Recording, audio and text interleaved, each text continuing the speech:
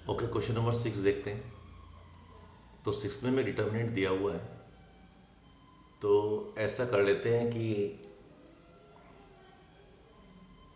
लिख दिया इधर, determinant is equal to 0 a minus B minus A B minus C और बी सी 0। ये एलिमेंट 0 है, सॉरी इट इज 0।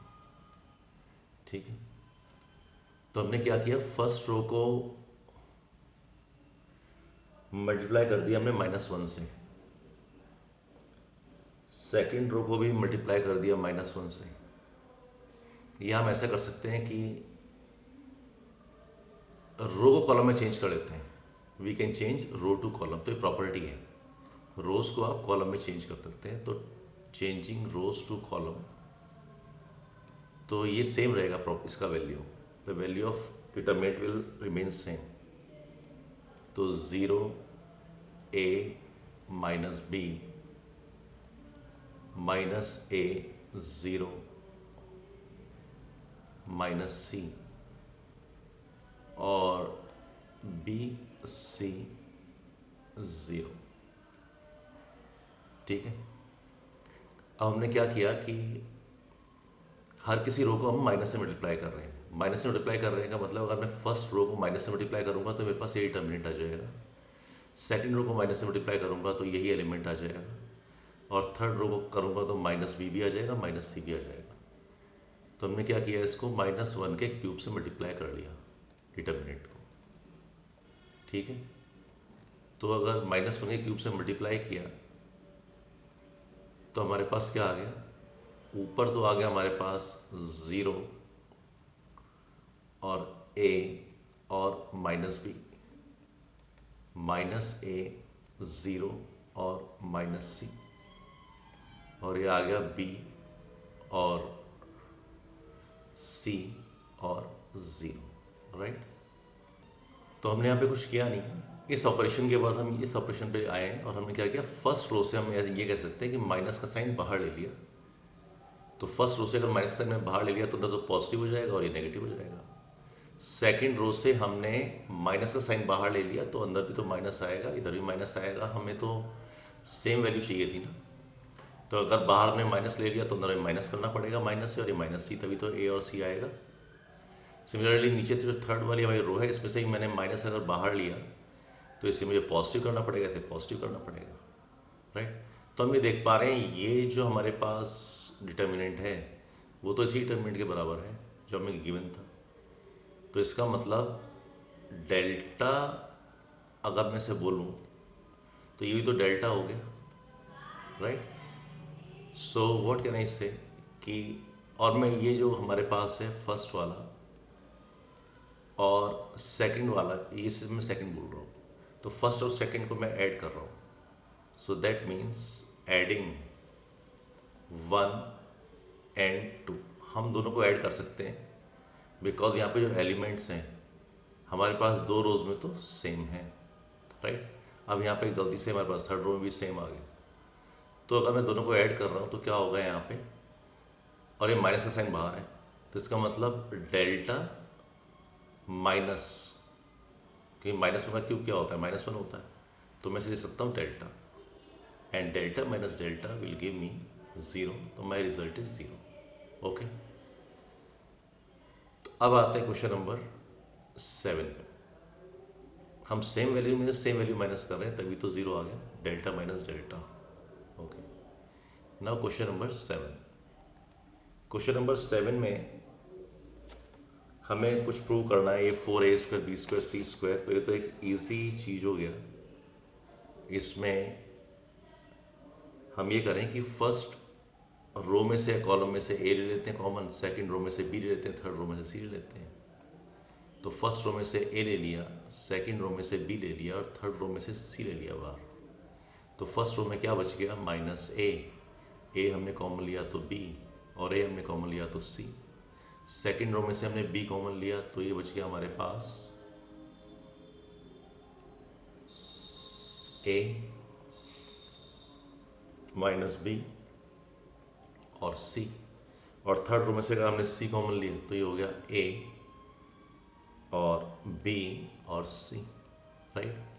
अब फिर हमें दिख रहा है फर्स्ट कॉलम में से ए बाहर लिया, सेकंड कॉलम में से बी बाहर लिया और थर्ड में सी बाहर लिया, तो ए बी सी और बाहर आ गया।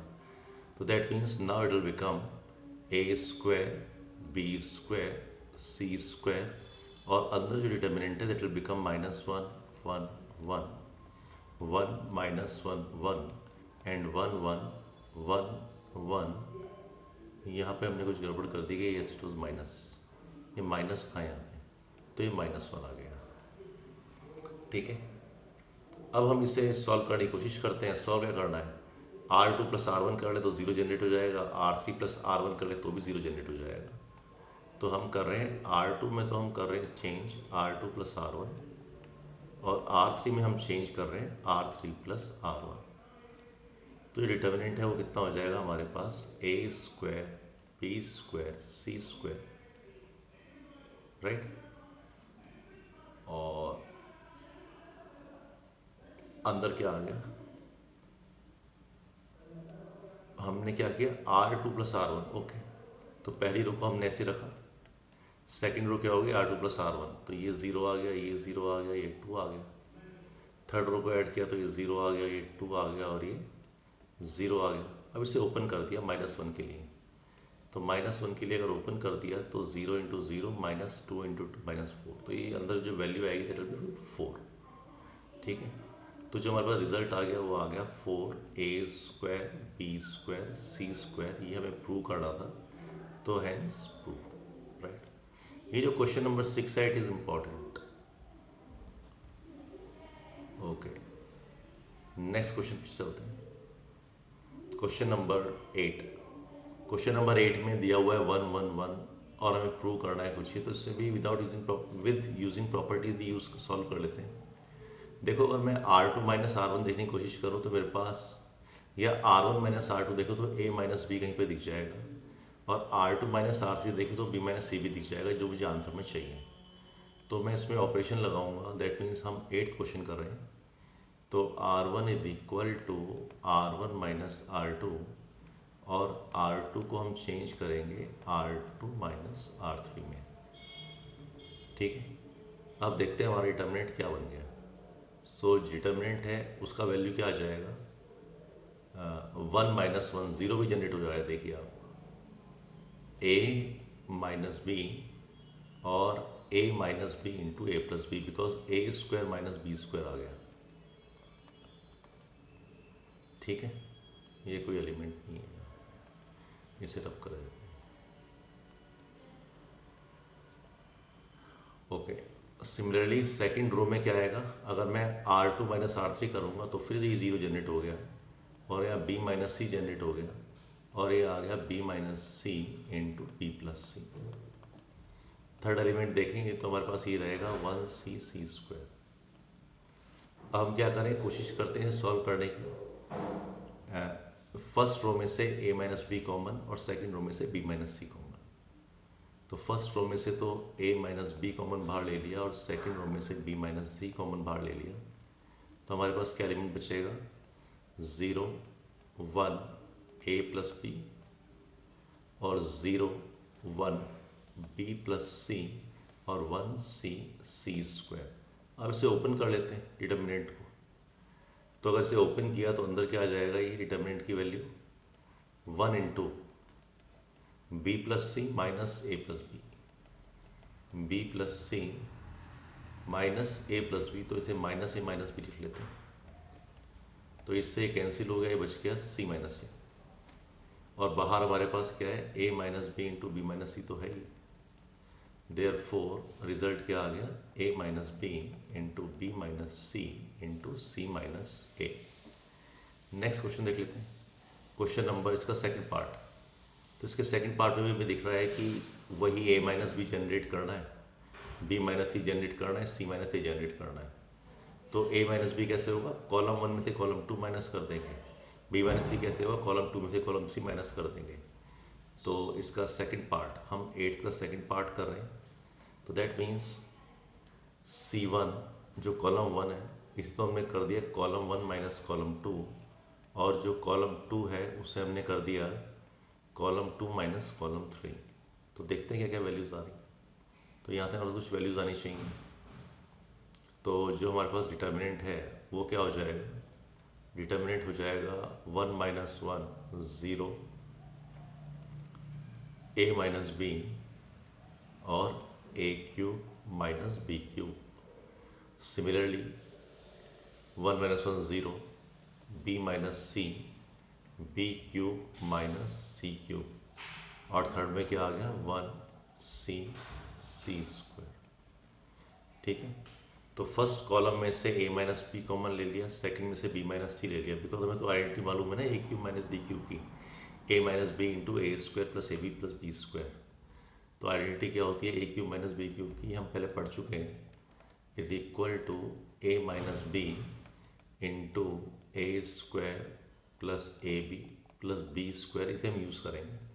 तो फर्स्ट कॉलम में से a माइनस बी बाहर आ गया, तो फर्स्ट कॉलम में से a माइनस बी आ गया, और सेकंड कॉलम में से b माइनस सी बाहर आ गया। ठीक है, तो हमारे पास क्या बच गया 0 0 1 1 1 सी, और नीचे यहाँ पे बच गया A square plus A B plus B square, A square plus A B plus B square. इसके नीचे जो एलिमेंट आएगा यहाँ पे, ये एलिमेंट थोड़े पास लिख दिए, इसके नीचे जो एलिमेंट आएगा, let me make it very clear, यहाँ पे थोड़ा सा स्पेस ले लेते हैं। ठीक है, तो सेकंड एलिमेंट आ जाएगा 0 1 B square plus B C plus सी स्क्वायर, और थर्ड आ जाएगा 1 सी सी स्क्वायर। अब इसको एक्सपेंड कर लेते हैं, 2 जीरोज आ गए तो हम एक्सपेंड कर सकते हैं। तो एक्सपेंड करेंगे तो क्या होगा, दिस माइनस दिस। तो मैं डिटर्मिनेंट को बाहर तो वैल्यू लिख देता हूँ, a minus b into b minus c into bracket के अंदर हम कर लेते हैं इसको b square plus B C plus C square minus a square minus A B minus b square. ठीक है, तो चेक कर लेते हैं क्या हो गया, कुछ कैंसिल हो रहा है, बी स्क्वायर से तो बी स्क्वायर कैंसिल हो गया, और कुछ कैंसिल हो रहा है,